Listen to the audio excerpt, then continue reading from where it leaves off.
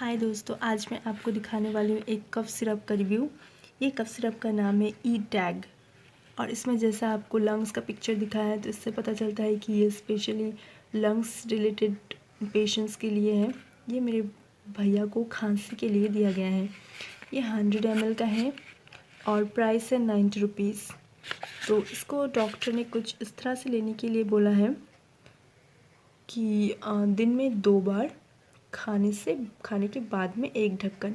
आपकी उम्र जैसी होगी आपको इसे उस तरह से लेना पड़ेगा, as directed by the physician और डॉक्टर की सलाह से। अगर आप छोटे बच्चे हैं तो आपको शायद दिन में 2 बार आधा ढक्कन लेना पड़ेगा, या अगर आप बड़े हो तो जैसा मेरे भैया अडल्ट है उस तरह से आपको लेना पड़ सकता है। और इसके बारे में बता दूं कि ये कलर जो है सनसेट येलो है और इसको जैसा सभी कफ सिरप होता है, शेक वेल बिफोर यूज़। पहले अच्छे से हिला लें और फिर इसे कंज्यूम करें। और मैं इसके बारे में क्या आपको बताऊं कि इसको खाने को बस 2 से 3 दिन ही हुए हैं। इसमें काफ़ी बदलाव आया है।